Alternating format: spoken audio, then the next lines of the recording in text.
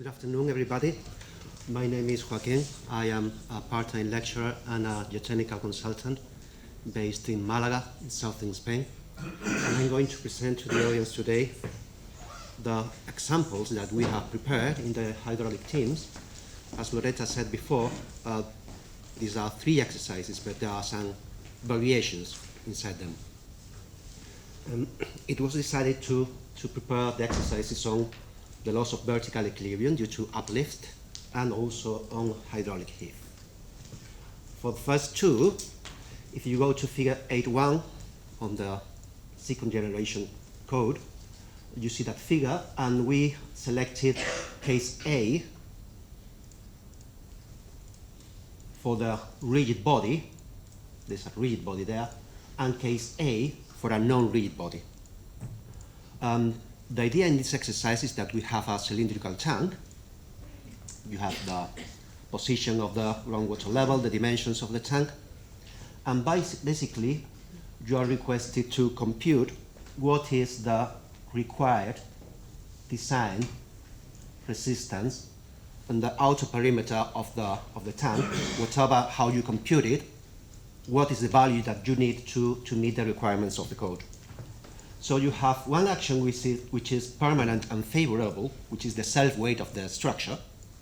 You have an unfavorable permanent action, which is the groundwater pressure acting upwards at the bottom of the structure, and then the required resistance, the design value of the required resistance. It is important to note, I'm not going to enter into all the numbers because you have the complete report and all the details, but I will try to highlight the points that I believe are of importance. The first thing is that please note that the action of the self-weight of the structure is considered as favorable, not stabilizing. It will have implications later. It is a favorable action. So we have the resistance that you have to compute, the representative value of the groundwater pressure, and you have to make the 2 verifications, VC2A and V. And when you enter into the EN 1990, it is here when the favorable partial factor is always going to be 1 and not 1.15 that would be for stabilizing actions. That is the change that I wanted to remark previously. So we are going to use 1.0 as the partial factor all the time. You also pick your factors for the consequences classes. And you do the numbers. First for BC2A, BC2B, you compare and you get the more resistive value of each situation. And then you have the solution for each consequence class. We have also prepared a variation of this exercise when you have a vertical force which is not caused by groundwater, which is destabilizing. So you can see how it enters into the tables and you change the numbers, and of course you get different results. The methodology is the same, so I will not spend time doing that. And finally, we also have a third variation of the exercise. During construction and for dewatering purposes, you construct a plug there. And in this third variation of the exercise, you are requested to compute what is the resistance and the shear strength that you have between the plug and the inner perimeter of the walls. So that would be the 3 variations of the first exercise. And I would like to spend a couple of minutes discussing what are the differences between the second generation Eurocode and the first one. The first thing I think it is interesting is that in the current one, you have one component for the permanent destabilizing forces, whilst in the new one, in the second generation, you have it divided into 3 different components, namely the design value of the stabilizing uplift forces caused by groundwater pressure, and the design value of the destabilizing uplift force not caused by groundwater pressures. Another point that I think it is interesting is comparing the partial factors. that you have on the screen. And if you run or compute, let us say, an overall safety factor, you will say, okay, for the first generation, you divide 1 into 0.9, and you get 1.11. Okay. In the second one, you would get a larger overall safety factor. So that means that, generally speaking, we would be a bit more conservative. As mentioned by Adrian previously, if you want to avoid any discontinuity between the second generation and the first generation Eurocode, you would have to go to your national annex and make changes in the partial factor for the favorable actions. So this is the first case for the loss of vertical equilibrium due to uplift. The second one refers to a non-rigid body. There you have the sketch in the code. And this is the case that we selected for resolution. Basically, you have sand with a continuous clay layer in the middle.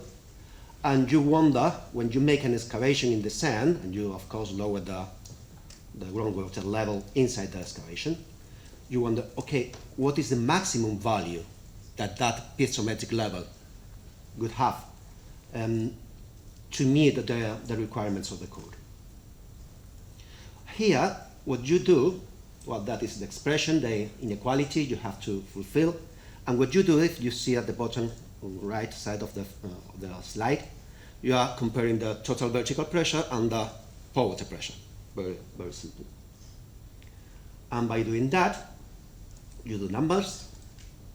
And finally, as before, you pick your partial factors, consequence classes, you compare the results, and you get your numerical result. Here, depending on the consequence class, the maximum permissible position of the piezometric level would be the one given in the table there. When you compare the current Eurocode with the second generation, well, for the first one, there is no difference between the case of the rigid body and the non-rigid body. The equations and the requirements are exactly the same. The changes come for the second generation code. And again, you can make the comparison of the partial factors and find out that you would be slightly more conservative now, but that will depend mainly on the consequence class that you are considering. For example, for the current code, the maximum piezometric level would be 15.1, and these are the three levels that would meet the current Eurocode. Sorry, the second generation Eurocode. So the overall security is quite similar, and it will depend on the consequence class. And finally, for the hydraulic heave, we have prepared a very classic example when we have seepage with water flowing from outside an excavation that we have with diaphragm walls. So water will flow under the walls and reach the bottom of the excavation. We have considered, for simplicity, the water table on the ground surface outside and some water pointed inside the excavation, again for simplicity of the computation. You have the geometry. The ground is supposed to be homogeneous and isotropic in this variation of the example. And as explained by Adrian before, the basic change, in my opinion, is that the second Eurocode explains in a better way what we are talking about. Basically, what you want is to be sure, well, you have the process there of water flowing upwards. That is the difference between the hydrostatic and the hydrodynamic pore water pressure at the most critical point. And because due to seepage you have more water pressure than under hydrostatic conditions, it is obvious that you have less vertical effective pressure. And you want to have some effective pressure there. How much? Well, that would depend on the partial factors that we will see a bit later, but that is the basic idea, comparing the differences between pore water pressures with the submerged unit weight of the ground, and that part that allows for some additional implementation, as we will see very quickly.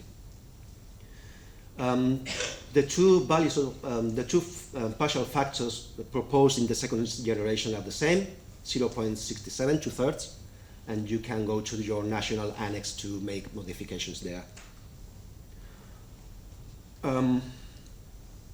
When we have found the solution for this one, the first thing you have to introduce the Laplace equation and get the solution the way that you prefer. We did it numerically.